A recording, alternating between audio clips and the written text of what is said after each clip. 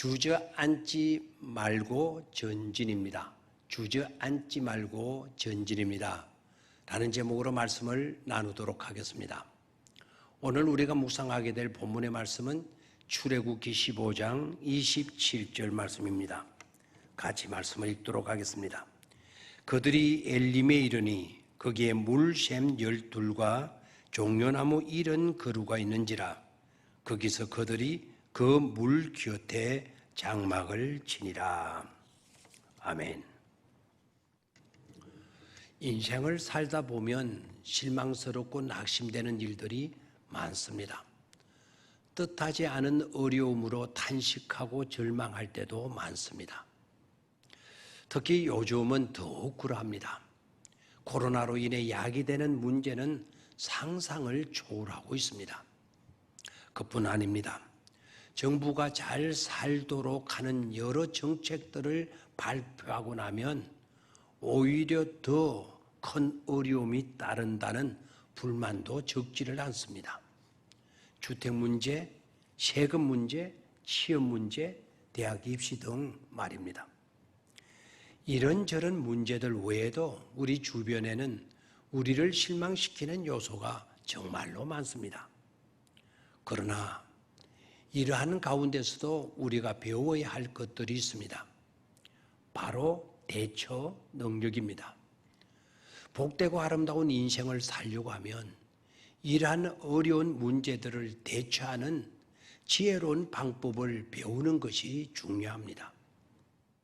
특히 믿음으로 살아야 하는 우리는 더욱 그러해야 합니다. 지금부터 3,500년 전에 살았던 모세가 3,500년 전에 산 사람임에도 불구하고 그러한 문제에 대해 우리에게 해답을 주고 있다는 사실입니다. 모세는 이와 같은 문제를 다루는 데 있어서 지혜로웠습니다. 그런 문제를 회피하지 않았습니다. 문제의 원인을 파악합니다. 해결 방법이 무엇이고 해답이 어디에 있는지를 아는 그런 지도자였습니다. 인내하면서 원인을 파악하고 분명한 해결책을 지닌 그런 훌륭한 지도자였던 것입니다. 첫 번째, 출애굽 후 홍해를 건넌 그들은 문제에 부딪히게 됩니다. 바로 마라로 인한 문제였습니다. 그런 문제는 일어나지 말았으면 좋을 써디친 문제입니다. 홍해를 건넌 이스라엘 백성은 3일 동안을 수르 광야를 지나게 되지만 그곳은 사막인지라 마실 물을 구할 수가 없었던 것입니다. 3일 전에도 물 때문에 홍해의 바다 문제 때문에 걱정했던 그들입니다. 하고 보면 인생에게 있어서는 많아도 문제이고 없어도 문제입니다.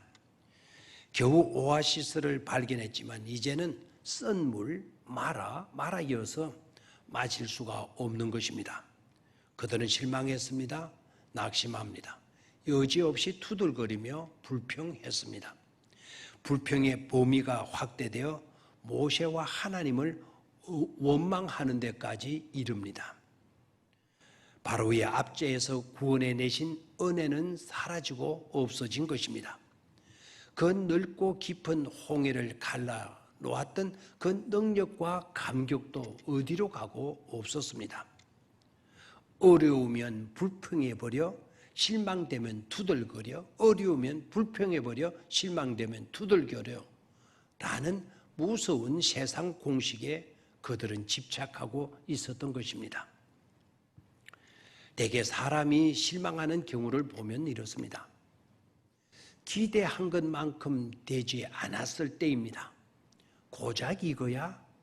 라는 기대감이 무너져 버린 데에서 비롯됩니다. 또한 현실적인 어려움과 고통이 너무 심각할 때입니다.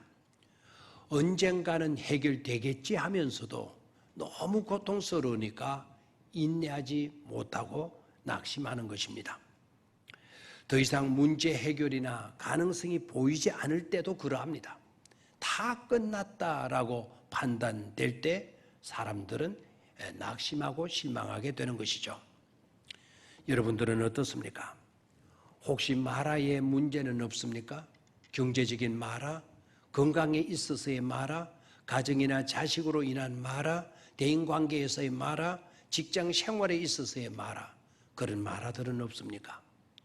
있다면 그런 마라들 앞에 어떻게 반응하고 있습니까? 실망하며 낙심하고 있지는 않습니까? 원망하고 불평하고 투덜대고 있지는 않습니까? 그런 것들밖에 할 수 없는 우리고 있습니까? 걱정하고 불평하고 절망하는 것은 우리가 해야 할 방법들, 우리가 해야 할 일들이 아닌 것임을 분명히 알아야 합니다. 놀랍고 감사한 것은 모세는 다른 방법, 다른 길을 가지고 있었습니다.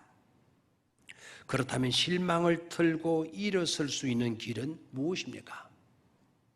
첫 번째는 마라의 의미를 제대로 파악하는 것입니다. 25절입니다. 거기서 여호와께서 그들을 위하여 법도와 율례를 정하시고 그들을 시험하실 시에, 법도와 율례를 정하시고 그들을 시험하실 시에라고 말씀합니다. 왜 하나님께서 법도와 율례를 만드셨었나요? 하나님의 그 법대로, 그 율례대로 우리들이 사나 살지 않나, 어려운 일이 있으면 하나님을 의지하고 사나 살지 않나를 확인해 보라는 뜻이죠. 그러니까 우리가 어려움에 놓이게 되면 그런 것을 확인해 보는 시간인 것임을 알고 우리 자신들을 점검해 보아야 합니다. 특히 우리의 믿음을 점검해 보는 것입니다. 두 번째는 기억하는 것입니다. 사람의 약점은 은혜는 쉽게 잊어버리지만 습습한 일은 두고두고 기억하는 데 있지 않습니까? 하나님의 그 능력과 그 은혜는 쉽게 잊어버리고 오늘의 문제만 확대해 버리는 것입니다. 그러니 그런 삶을 깨트리고 하나님의 능력을 기억하면서 하나님의 능력을 근거로 하여 오늘의 문제인 마라를 해석하라는 것입니다. 그렇게 될 때에 마라는 문제가 될 수 없다는 확신이 서게 되는 것입니다. 그리고 남들에게도 희망을 줄 수 있고 용기를 불어넣어 줄 수가 있는 것이죠. 세 번째는 불평하는 대신 기도하는 것입니다. 25절에 하나님께 부르짖었더니 모세가 해답을 찾고 행한 내용입니다. 하나님께 부르짖었더니 모세는 우리와 다른 점을 분명히 가지고 있었던 것입니다. 그는 불평하는 무리들과 어우러져서 그들과 함께 불평하지 않았습니다. 사람들이 모세에게 실망했다고 화를 냈을 때에도 그런 백성을 두고 욕하지도 않았습니다. 그런 자들을 두고 대꾸하거나 변명하지도 않았습니다. 그런 사람들을 대상으로 하여 불평하지 않고 하나님께 문제를 가지고 나아갔습니다. 하나님으로 하여금 그 문제에 개입하셔서 처리하도록 하나님께 맡겼습니다. 하나님에게서 문제의 해결이 나오기 때문입니다. 네 번째는 그리고 전진해 나아갔습니다. 마라에서 멈추지 않았습니다. 문제가 있다고 멈추지 않았습니다. 힘들고 어렵다고 멈추지 않았습니다.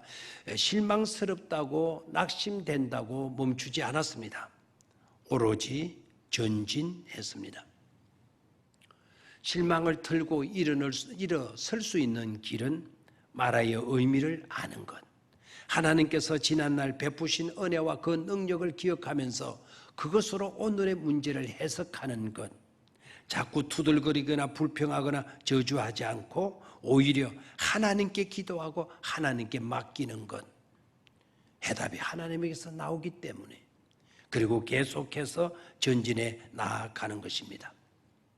하나님의 응답이 있습니다. 그러할 때 하나님은 모세에게 한 나무를 지시해 주십니다.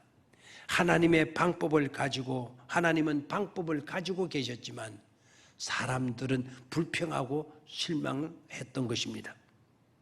하나님은 해답을 가까이 두고 계셨지만 사람들은 성급해서 원망부터 했습니다. 예수님의 십자가는 하나님의 방법이요 우리의 길임을 잊지 말아야 할 것입니다. 마라를 통과하니까 바로 멀지 않은 곳에 엘림의 복이 그들을 기다리고 있었습니다. 그곳에는 물샘 12과 종려 70주가 있었습니다. 신 광야에서 그런 곳을 만난다라는 것은 꿈 같은 일이었습니다. 40여일을 그곳에 머무릅니다. 마라 가까이에 그런 엘림이 있었다는 것을 그들은 몰랐던 것입니다. 악을 선으로 바꾸시는 하나님의 손길이 그곳에 머물고 있었습니다. 하나님의 사랑과 하나님의 은혜는 항상 같이 하시고 계셨던 것입니다. 그런데 가까이에 하나님이 예비해 놓으신 엘림을 알지 못하고 오늘의 마라만 바라보고 실망하며 불평하며 주저앉아 버리는 경우가 많습니다. 이제 마라에서 일어나서 엘림으로 나아가야 합니다. 낙심하며 포기하지 말고 주님의 인도하심을 믿고 전진하여 나아가야 합니다. 우리의 앞날에 하나님의 생명수 넘치고 종려 숲이 있는 곳을 예배해 두시고 계심을 확신하면서 말입니다. 오늘도 그 약속 붙들고 힘차게 확신하며 나아가는, 전진해 가는 저와 여러분들의 삶이 되시기를 바랍니다. 감사합니다.